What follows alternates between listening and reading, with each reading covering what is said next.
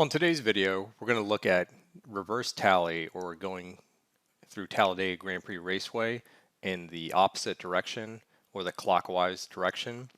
So I had a chance to ride this last weekend, and I think I've ridden enough where at least I have a little bit more comfort and confidence in getting around the track.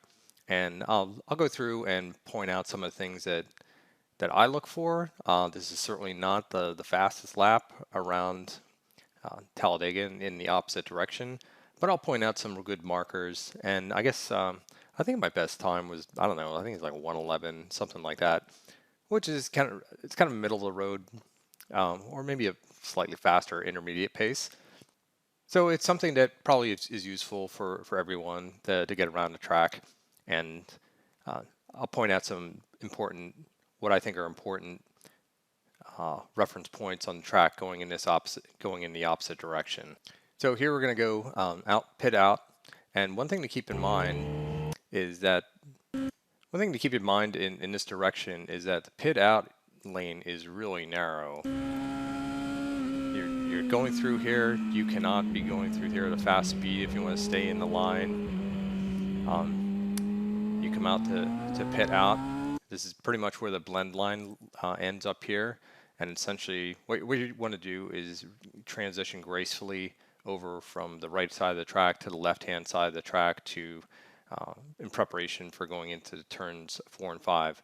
Another thing I'm going to mention is that the turn numbers I'm going to be using are for the standard direction. Like even the corner workers, I think they still refer to these corners in the normal direction, even if the traffic is going in the opposite direction.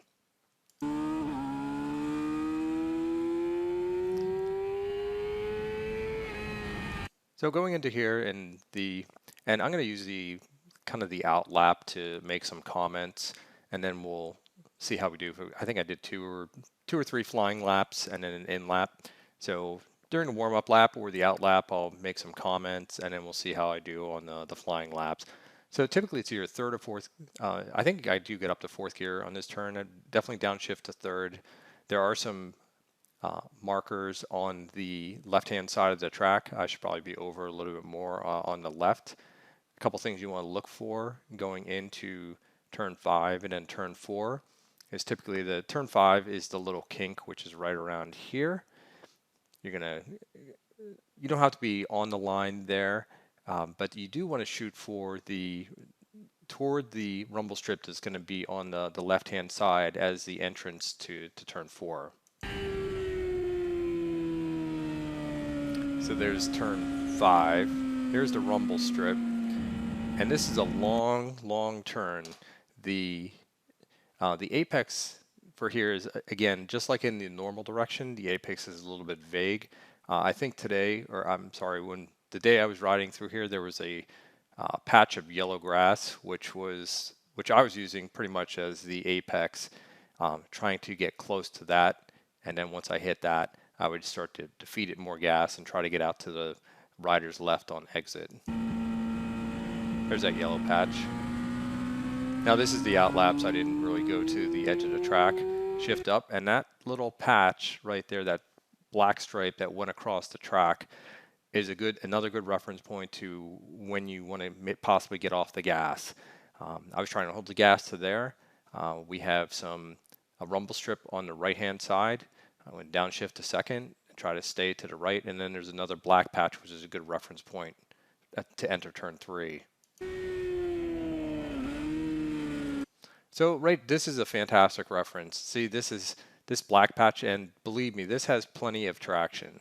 This black patch has been on this track for as long as I've been riding, I believe, and there's some people, I do see some people, they try to go around that. They think that this is slippery. No, this has plenty of traction. So where you want to enter this, I was doing some experiments with maybe entering in this area where there's kind of a gap. But essentially, maybe this first section, these two strips of that black sealant, that's kind of what I was using as the turn-in point, and starting to come down to the apex here in turn 3. There's this is a kind of a compound radius turn. This you can, when you exit this, you're going to be getting on the gas and letting the bike drift out to the right under acceleration.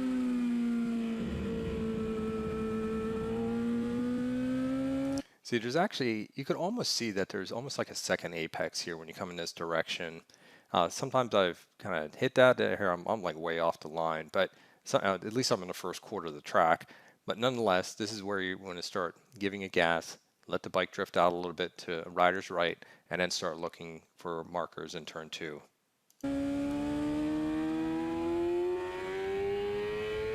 And you can almost see a straight line here. So wherever you are at this point in the track, you want to basically go straight to about the apex or the here coming into turn 2.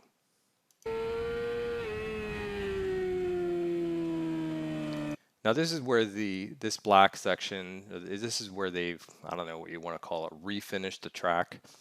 And this is certainly has different characteristics than normal, the rest of the track. Myself personally, I try to stay away from this seam in the middle. This is definitely fresher. It's getting better, but I just do not like being on this seam and going through turn 2. Even in both directions, going in the normal direction and going in the opposite direction, I definitely stay on the right half of the track.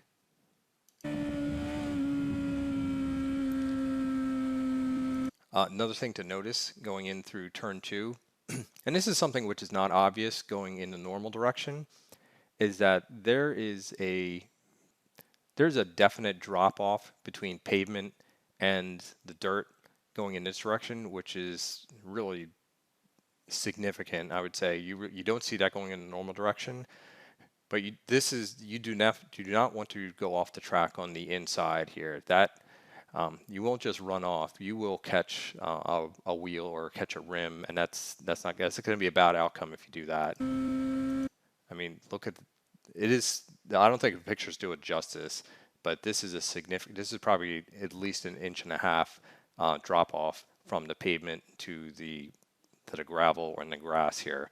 I'm assuming the cars are what's tearing this up.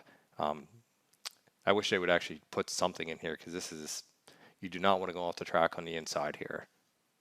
And that's kind of where that odd section of pavement ends. But essentially right here is where you want to be giving it gas, try to get to the left side of the track, and there's a little kink in here.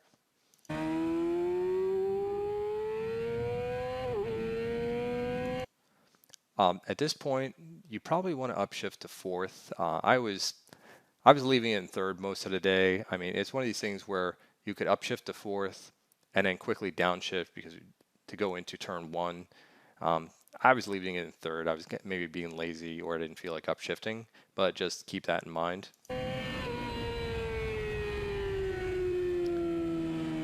Now going into turn 1, this piece of black pavement or sealant that's kind of on the race line, that's something you use coming out in the normal direction, coming out of turn 1, and that's something I was using also going in the opposite direction, using that as a reference point to the apex and then the black patch on the exit. And this black patch, you can see that they've done something with this. I'm not sure if they tried to fill in a bump or they just resealed this. One thing to note is that definitely in going in the normal direction, I definitely am more outside on this patch. But going in the reverse direction, I'm really kind of right in the middle of this patch. But I'm looking down the straightaway to the left-hand side of the track. That's where the bike wants to be coming out of here, going down the front straight. And this definitely has bumps. There's a few bumps here, and on the if you hug the paint, there's a significant bump that location as well. So here we are in the front straight. They see that was start finish. They just repaved that. This is another area where I'm really working on. One thing to note is like how far do you want to hold the gas? I should really be holding the gas further, and you'll see that a little bit further in the video. But essentially, and I should probably be more to the left, but these series of patches up the road here are another great reference. So I got a bypass. I stayed to the left of these patches. This patch here is, I really try to go to the outside of that. Not that this doesn't have traction, but I think it's a good reference point coming in here to stay to the left of that black patch, and it makes a nice sweeping arc to cross this first apron on the right, and then you'll see the apron on the left, and the apron on the left is really the turn-in point to turn 6, which is where we go start on the back straight.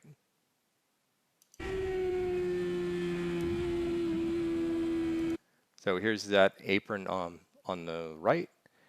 I should really be downshifting to second also as well. From the video, you'll see that the bike does kind of bog coming out of this last turn.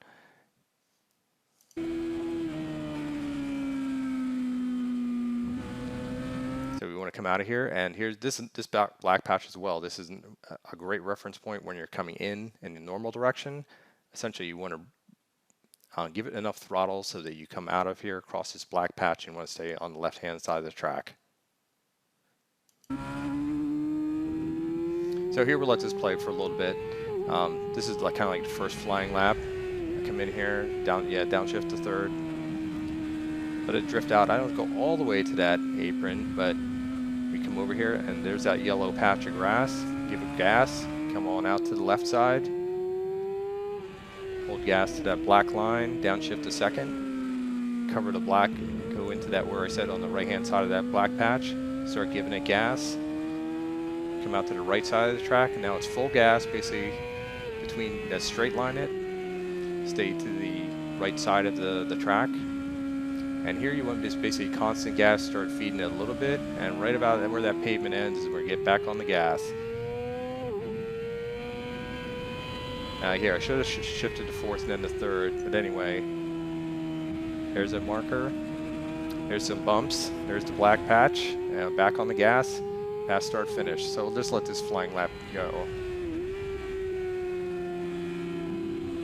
And you can see that that coach there, Thomas, he's on a 400 and he is rolling. You can see how he went all the way to the edge of the track, and I thought, well, maybe I'll just follow behind him and see what his lines are. I mean, hell, I'm on a 600, he's on a 400. How tough could this be?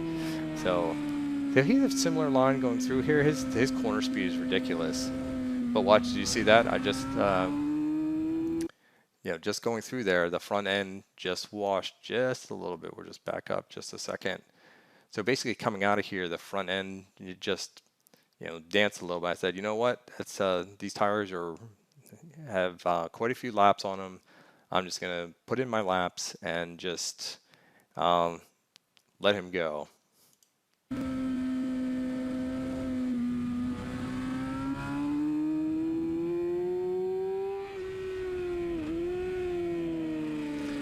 Now the other thing is, kind of the end of the day, this was not, I didn't have anything to prove. I just basically put in some laps for myself. So here, back on the gas, full gas.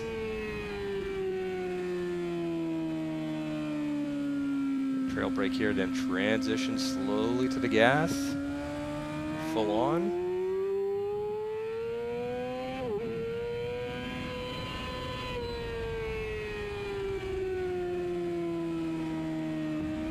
And you can carry more speed through here. That's another thing one of the things you work on. It's so bumpy though.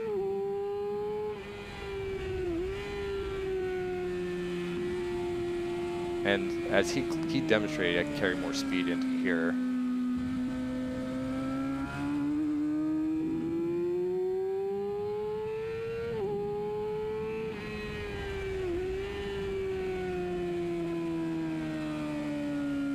And don't worry about that crossing that tar snake. That's not a big deal.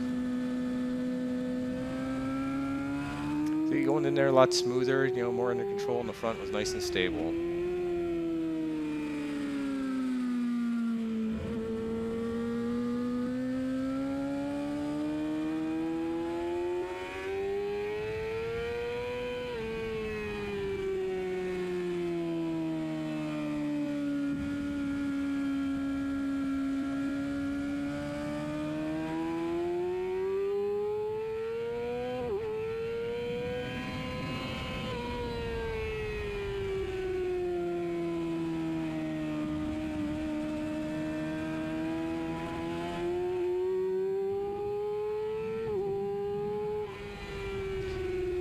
So that was a 1:11.6.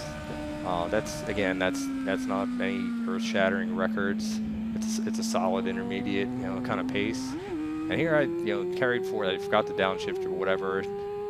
Had to upshift, downshift to third, then back up to fourth. And at this point, I was like, I'm just gonna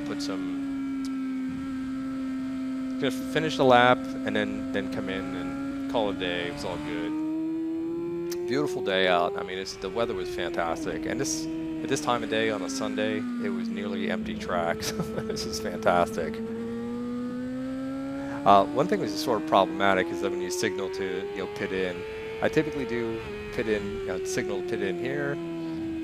Typically hang a leg out coming around this turn. It's not just at least a signal to people that you're coming in. Now pit in is certainly a lot easier going in this direction. Just stay to the right, and basically you see the blend line. I should probably be over a little more to the right, but that's because it's getting faded. And here's pit in, so it's real gentle coming into pit in, going in this direction. So again, that's just a brief recap of riding Talladega Grand Prix Raceway in the opposite direction.